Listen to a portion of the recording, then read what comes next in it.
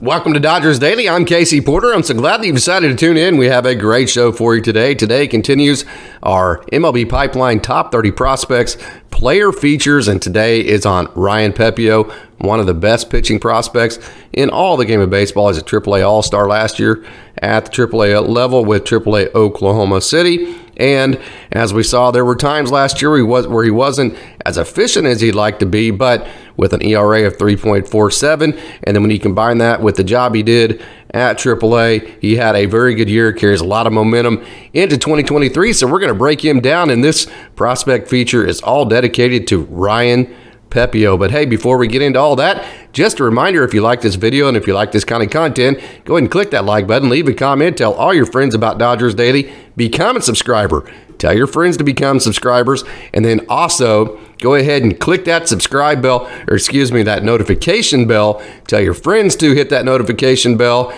so that way you will all get notifications every time Dodgers Daily drops a new video, and that way Dodgers Daily can keep growing and we can keep providing you content like this in the future.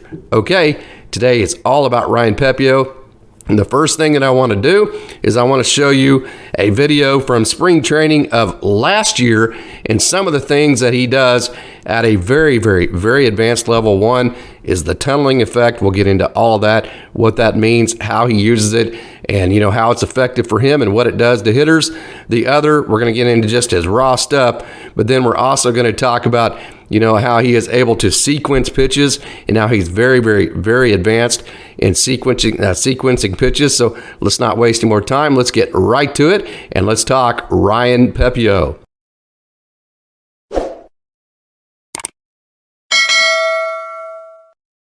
Pepiot is 95, 96 on the fastball, so that's pretty good. It comes out of his hand pretty good. He can touch 97 every now and then. I've seen it on the radar gun, but sits 95, 96. And his changeup, coming to last year, a lot of people felt like his changeup was the best pitch of any pitcher in the organization. Of course, Gavin Stone has the dominant changeup now, but what makes his changeup so successful?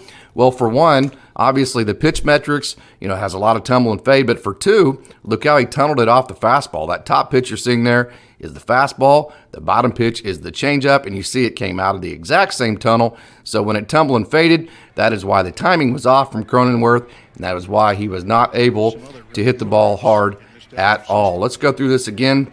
And whenever we do go through it again, Pepiot, he gets ahead of the count with the fastball here on the inner half to make sure that he does not get ambushed. He makes a very good pitch here to Cronenworth. So here's the fastball we're going to see for strike one, a good strike to Cronenworth. And again, whenever we see this next pitch, the changeup, and like I said, a lot of people think Pepiot's changeup is not the best changeup in the organization, but the best pitch overall of any pitcher and any pitch in the organization. What I want you to see, watch it come out of the exact same tunnel, and watch that Cronenworth does not have good timing, and he's not able to put it on the barrel because of it. So that is an elite element for Ryan Pepiot, how he is able to tunnel that changeup off of his fastball. So there's one element that, in my opinion, is going to make Ryan Pepiot a very good major league pitcher for a long, long time.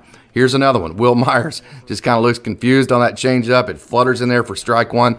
And when major league pitchers can throw strike one with two different pitches that are 10 miles an hour apart from each other, hitters hit 0.67 on that first pitch. So it is vitally important that Pepiot land something off speed that is 10 miles an hour off his fastball for strike one, which he did with his changeup, which is 10 miles an hour off his fastball to a very good major league hitter and Will Myers. So what does he back that up with?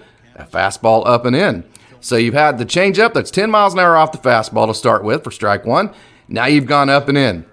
So now Myers has, really no idea what's coming. So you kind of, entice him to swing at maybe something, a couple of baseballs off the plate, because Pepiot, we saw in that last sequence to Cronenworth, he can throw that changeup to that same tunnel and get it to hop back over the plate with the fade he gives on the pitch. So Myers has to be aware of that. So now you throw that slider. So you've seen the changeup that has the fade that comes into the right-hander Myers has.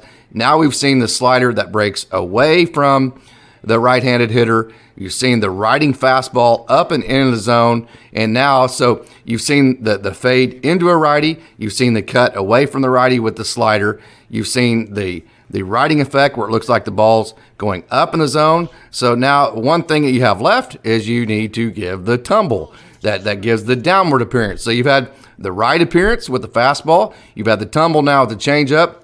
You've had the fade that breaks into a righty with the changeup. And you've had the cut with the slider that breaks away from a right-hander. So now Will Smith has seen every shape of a kind of a pitch that he could possibly see. And that's why whenever he gets a fastball in the inner half of the plate, he's just simply late, because he's seen every shape that a pitch could possibly have, coming in on him, coming away from him, riding up in the zone, tumbling down out of the zone.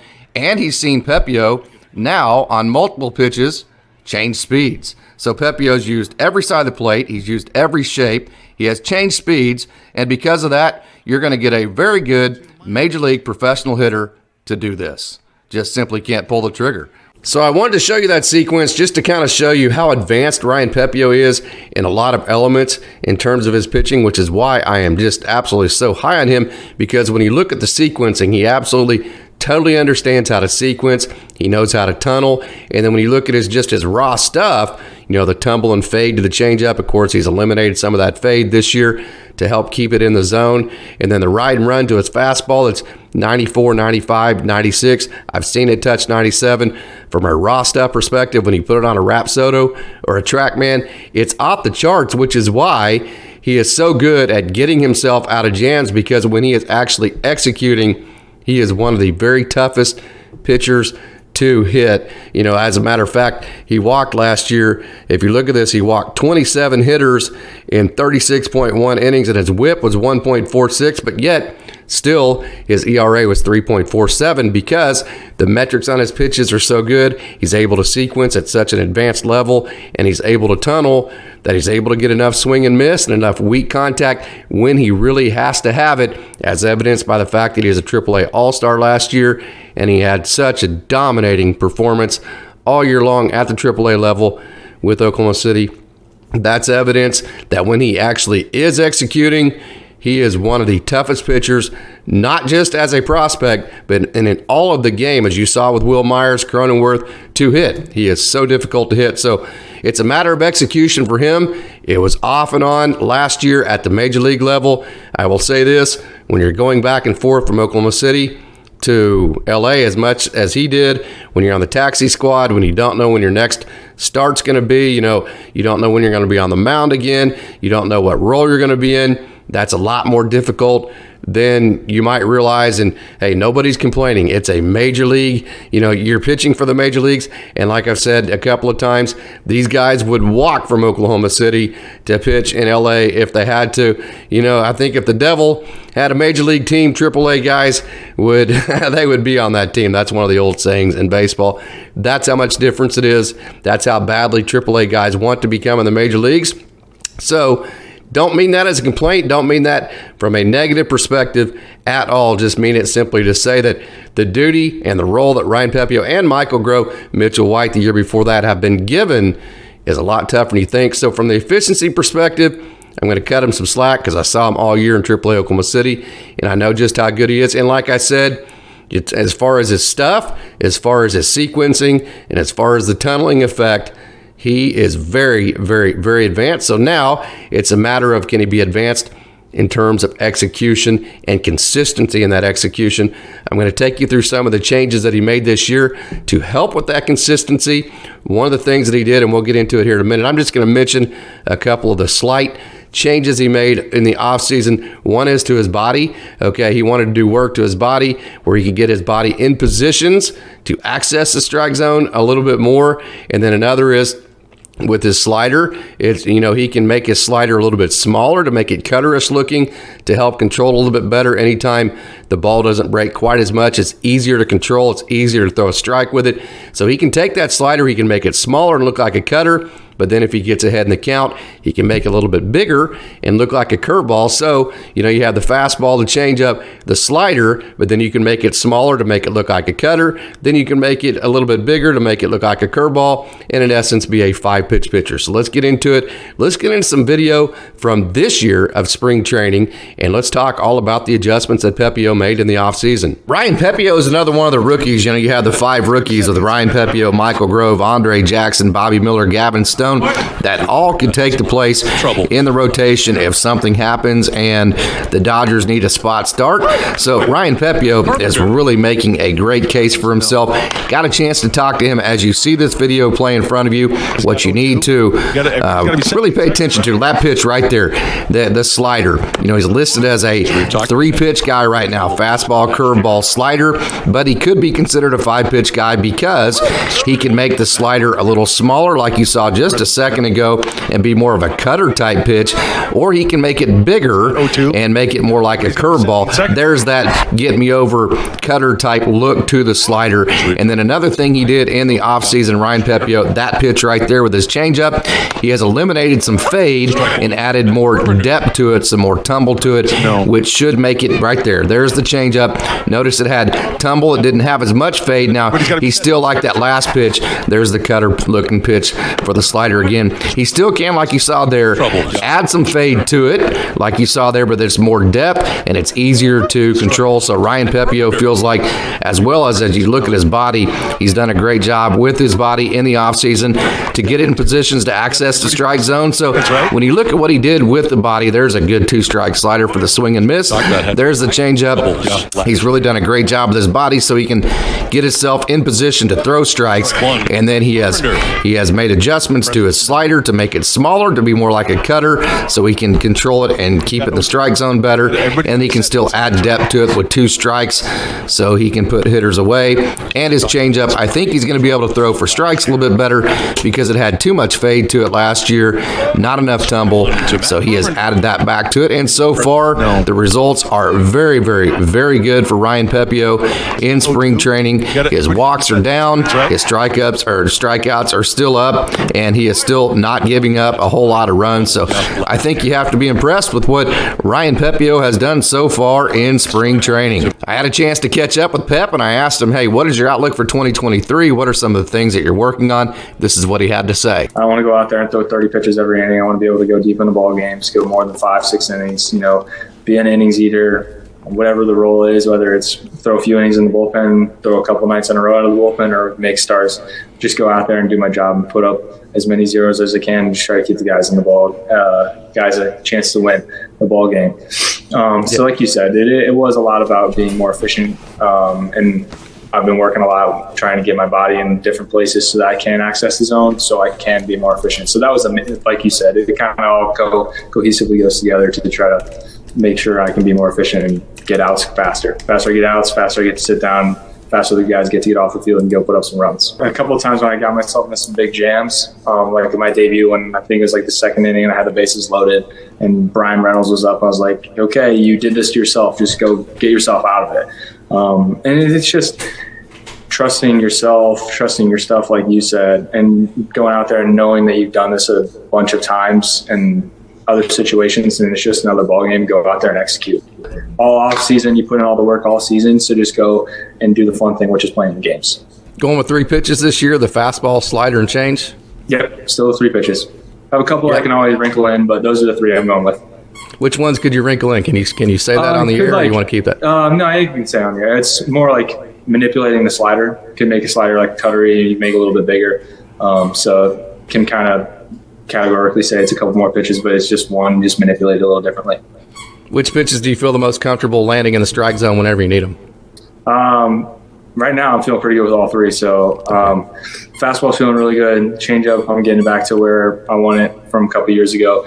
Last season it was a little more on the horizontal side. This year I've got more depth to it. So I'm feeling really good with where I'm at right now going into this year. So there you have it. There are some of the adjustments Ryan Pepiot wanted to make in the offseason, and I would say that he has done a very good job of becoming more efficient but not losing effectiveness.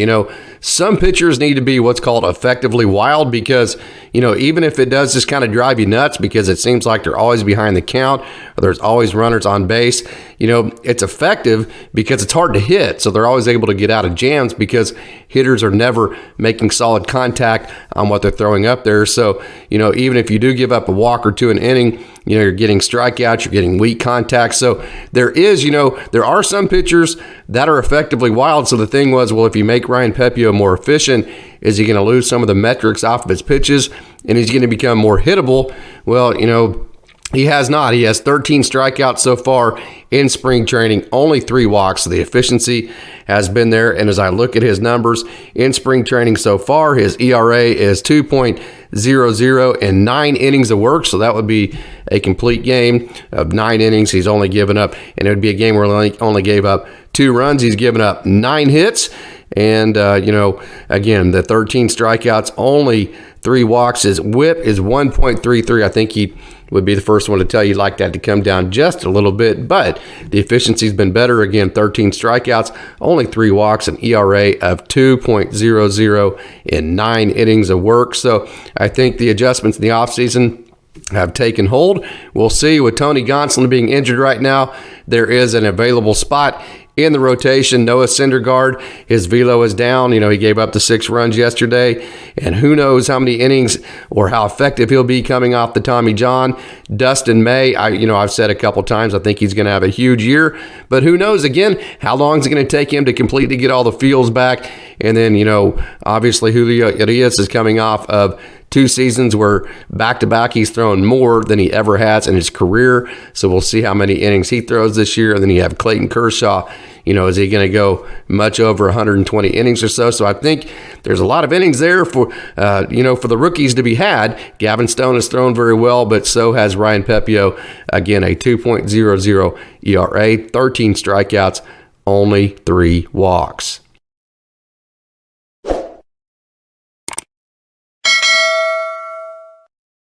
So there you have it. There's our feature on Ryan Pepiot as part of our MLB Pipeline Dodgers Top 30 Prospects. Hope you enjoyed it. Pepiot is going to have anywhere from somewhat of a role with LA all the way to, maybe having a huge role with Noah Syndergaard. His velo is down and he gave up the 6 runs yesterday. We'll see what he can give the Dodgers in the rotation coming off of Tommy John. You never know exactly when those fields are going to go back. Dustin May is in that exact same category. Julio Urias has, back-to-back years, throwing more pitches and more innings than he has at any other time in his career, so you don't want to overthrow him. And then Clayton Kershaw, you wouldn't imagine would go much over 120, 125 innings. Tony Gonsolin is already on the shelf for the IL, so I think there's innings there to be had. So like I said, I think Pepiot is going to get the first shot at that, so he could play anywhere from, somewhat of a role with LA, but more likely, in my opinion, quite a bit of a role on the way, hopefully, to another World Series this year and the first one since 2020. So I hope you enjoyed it, our feature on Ryan Pepiot. And just another reminder, fans, if you like this video and if you like this kind of content, go ahead and click that like button, leave a comment, tell all your friends about Dodgers Daily, subscribe, and then hit that notification bell. If you hit that notification bell, you will be notified every time Dodgers Daily drops a new video. That way you won't miss anything from Dodgers Daily, and Dodgers Daily can keep growing and we can keep providing you content like this in the future. As always, I want to thank you for tuning in and say go Dodgers.